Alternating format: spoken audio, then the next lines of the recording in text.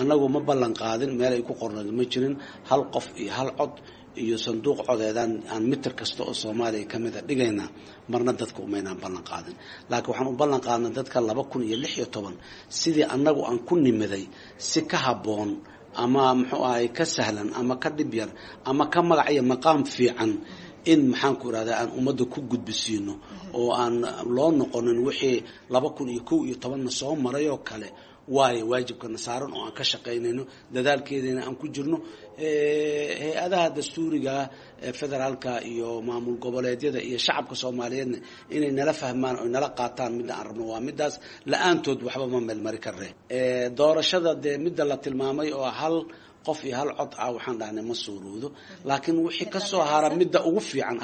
hal shay kama soo harin waxa ka soo haray dhowr kale oo muxuu ay suurtagal ah midka ugu fiican oo baarlamaanka dambe uu ku imaan karo oo dawladda dambe ay ku imaan karto yaan qaadan doonaa markii laga doodo oo la isla qaatay